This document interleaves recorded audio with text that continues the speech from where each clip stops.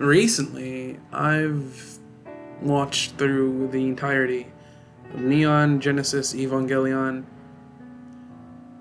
and it has been one hell of a journey. Just to begin with, I am pretty new to anime in general. I didn't exactly start watching until a few years ago, and I am a bit hypocritical about what people call classics, because I think from an outsider's point of view, it seems like classics, at least in the majority of the anime community, seems to just be the ones that end on a bad note. The ones that don't exactly have the happy endings, the ones where the main character doesn't save the world. And I hope you understand what I mean by that. So, I've begun going through a lot of the classical ones during this time, because what else am I doing?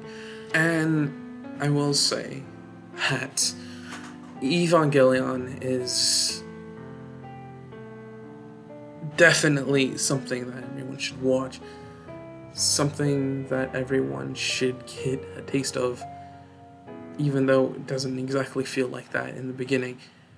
And it does deserve its place as a classic among anime. One where I'm pretty sure it would be considered more art than it is an anime.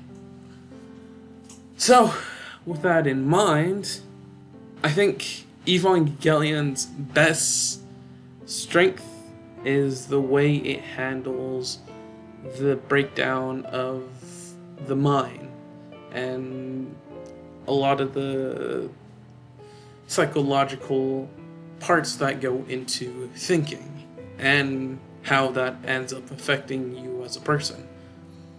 Our main character Shinji doesn't exactly see himself as a main character.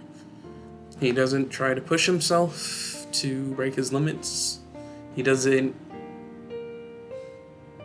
do much without anyone telling him to do anything. All of what he does is nothing of his own free will. And that's very reliant on what happened to him in the past. He is lonely. He starts off abandoned by his father. His mother is dead. He makes no friends and he ends up living alone. And it's really not until the start of the show that he's introduced to more characters.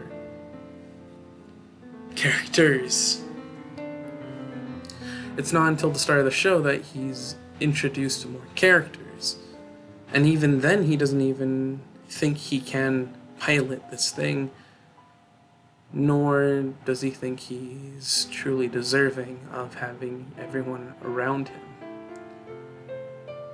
He wants to go back, and even when he decides to stay, he wants to be by himself, but people tell him no, and he listens.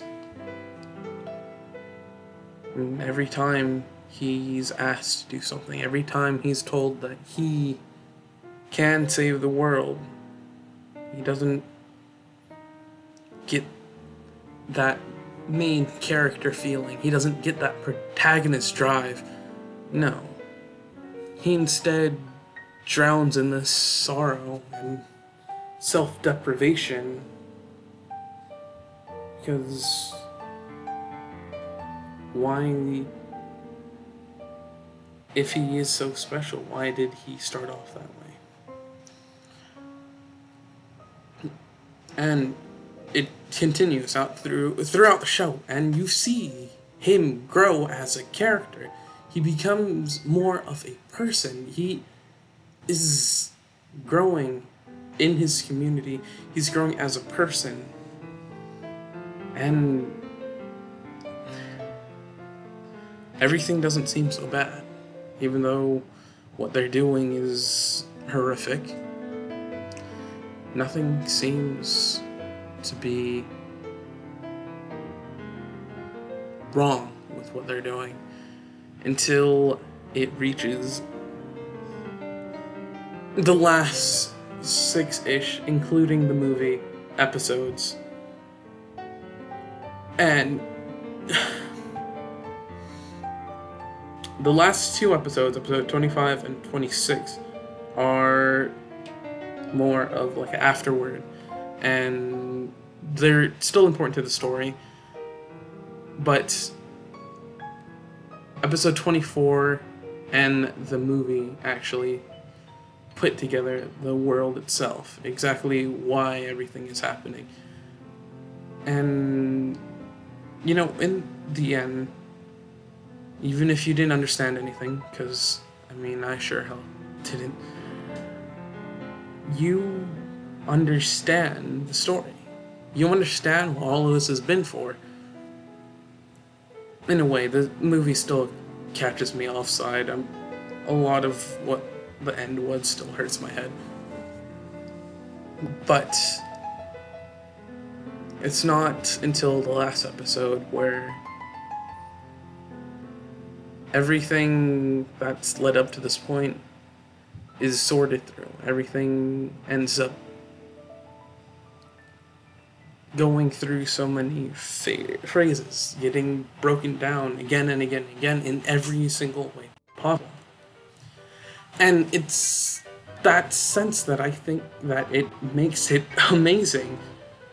The last 2 episodes in general, again, I'm sorry, I'm not saying anything about the movie because I don't want to say something that I don't truly understand, but the last 2 episodes are genius, in a sense, at least from what I've seen. I don't think, at least not a lot of media handles the ability to break down the mind in a way that Evangelion does. The last 2 episodes are everything. And it uses its format as an anime in general the best possible way I've ever seen anything, as the show ends up breaking down reality, what it is, and what makes life special, what makes everything what it is, from traumatic events to purely trying to do the best of something. And when it's phrased, because its focus isn't about what it thinks it wants you to think. Its focus is the characters. It's never been about saving the world. It's been about the characters being able to be happy, because none of these characters were able to be happy at any point in their lives. And as much as they thought they were, there was something telling them that there wasn't. And there's actually a lot more I want to break down, especially with both Shinji and Asuka, right? That's how you say it? That I want to do in a later video, but that's later. It handles this ability to open your mind in both the right and wrong ways. But at the end of the day, when taken, the show is about Shinji. And, sorry, the next part is very much a spoiler, but skip ahead like a fewish minute, a minute. Skip a minute ahead and you won't catch it. But I think it's the fact that Shinji chooses to end the world that makes it so devastating. Of course, it's not the first time, and I said it before that classic animes always ends up ending on a bad note. This is different. Unlike what we've seen in Devilman Crybaby, where society falls down on itself, where it's more of a, hey, this is society. I'm beginning to understand what classic animes are. When something, anything in general, is able to change your mind in a way that you hold it for the rest of your life, is that it's a classic anime. And I'm beginning to see it. Because, holy...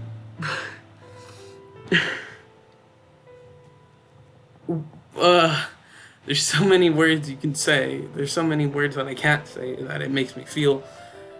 And something I can't translate in a way that anything can understand. So, the end itself isn't about anything except Shinji. And when he's able to find that worth in himself is when it ends. Sure, he can get the praise for saving the world. Sure, he can have everything he can ever want. Sure, he can end the pain, the suffering, and everything like that. But that's not ever going to bring him that acceptance, that happiness. But when he's able to realize that for himself, to realize that he is very capable of having a lot of things, of having people love him, of having a care, of having something that no one else has, that's when the show ends. That's when he's able to accept himself. That's where we get that end card that we've always hoped for. And it's beautiful. And that's what makes Evangelion a classic. And well deserving of its place in the top of pretty much, I think, of all mediums in general. So, with that out of the way, I do give it a 10 out of 10. Well deserving to watch, so make sure to watch it. It's a bit mature. It is actually very mature. Be careful. And yeah, they expecting a little bit more Evangelion. I think I'll do a versus and a breakdown of characters and everything like that sooner or later. But for now, this is it. Goodbye.